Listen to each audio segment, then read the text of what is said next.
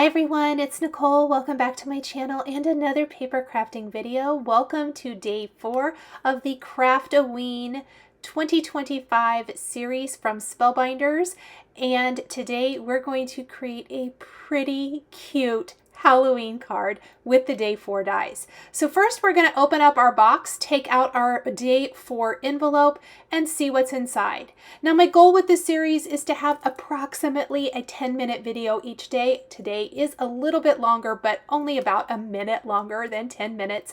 And we're going to start by building our background. Now this is one of my favorite background dies, and I recently showcased this in one of my Patreon lives. After I had made my card for this video because I loved it so much. So I will have another card coming out on my YouTube channel soon showcasing using this with a different color of foil.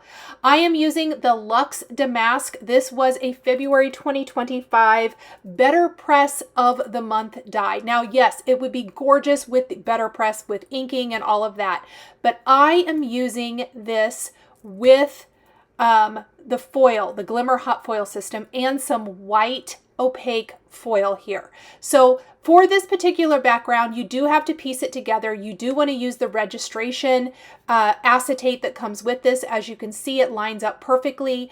I am simply moving the press plate down, and you need to glimmer it 3 times to make a complete background. I'm lining up my 4 1/4 by 5 1/2 inch panel with that green border all the way around.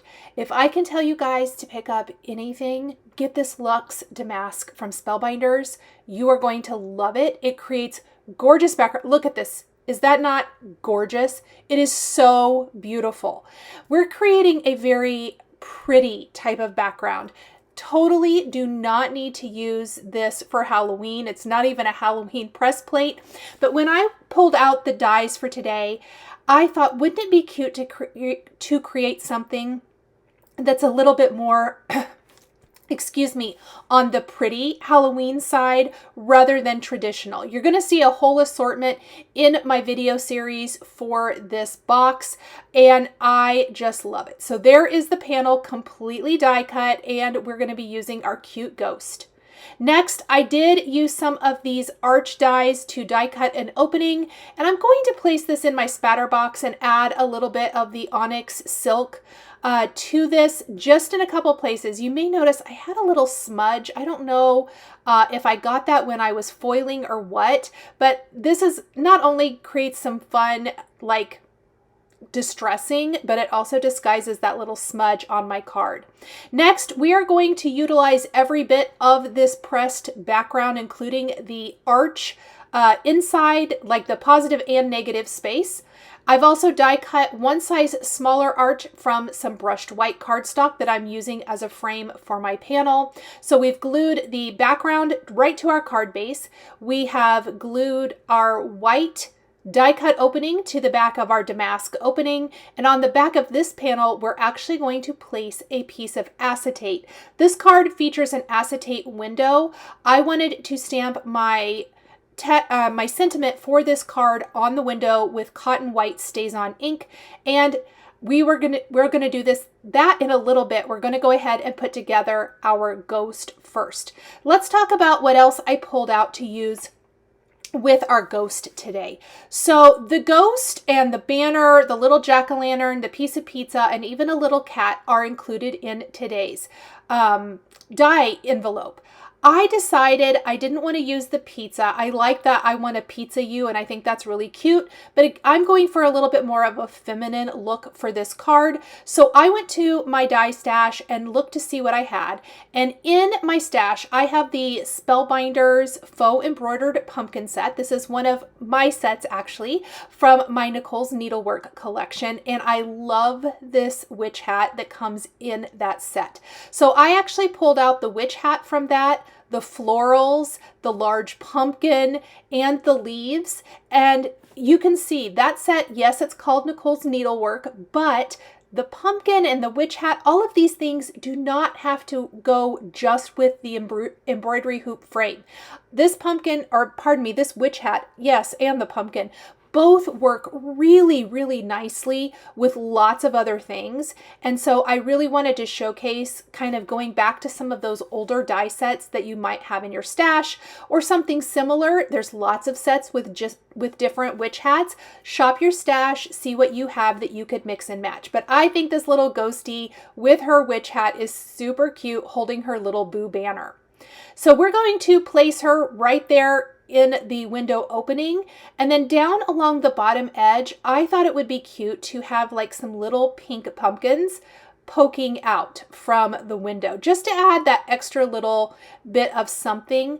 For the little vines, I actually picked brushed gold to die cut those. I thought that added to the elegance. We're using chiffon, blush, and Tutu colors of cardstock here.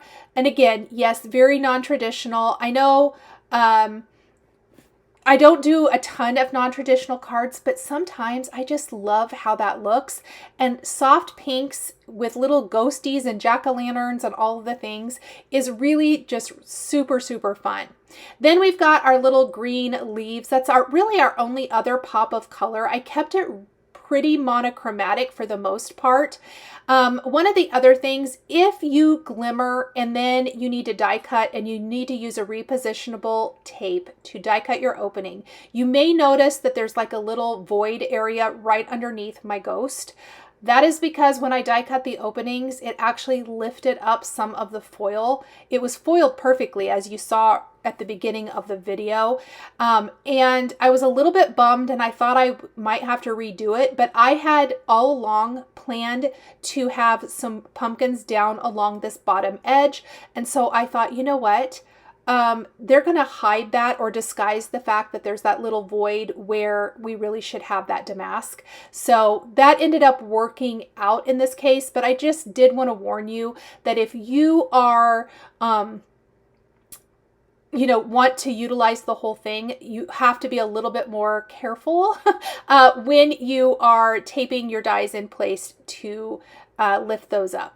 Okay, so I think we're going to stick to these 3 pumpkins, and the big one is from the Faux embroidered pumpkin set. The medium one is from the scarecrow set that I've utilized quite a bit, and that little teeny tiny smiley jack-o'-lantern is from today's Craftoween box opening, and it can be used with all of your other cards. You probably are even going to see it featured in some of the other days in this Craftoween series.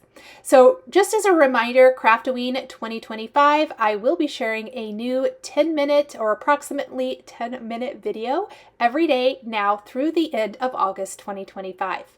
Okay, so I'm going to actually just kind of lay my background, lay my panel with the acetate back behind it right in my MISTI, and I'm going to choose the sentiment that I want to use for my card here. I'm going to line everything up, pick up my background. Let's remove the bulky pieces. And we are simply going to stamp our greeting right on here with Cotton White Stays On ink. And what I love about this is if you have a card design like this one that's super busy and there's not just a super great place to place your sentiment, an acetate window is awesome. It doesn't detract or take away from the design, and instead it really just adds to it. You could even make this a shaker window if you want to, but it's definitely not necessary. Okay, we're gluing the acetate. I guess I hadn't glued it on yet, so I'm going to glue the acetate to the back, place foam adhesive around all 4 sides, place this right over my card background. But before I remove the backing paper and press it down, I want to add just a few little blush gems, especially to the centers of my flowers, and maybe scatter a few throughout the rest of the design just to really round it out. This blush color is so pretty, and yes, even though it's called, or peach color, pardon me, even though it's called peach, I really like how it looks with the pinks that we're using for this card. Now I'm removing the backing paper, lining up our frame right on our card front, and that is going to be it, finishing up day 4. Thank you so much for joining me for the day 4 of Craftoween 2025. The supplies I used are listed and linked below the video here on YouTube. Thanks for watching, and we'll see you tomorrow. Thank you so much for joining me today for another paper crafting tutorial. I love being able to share with this incredible community of crafters.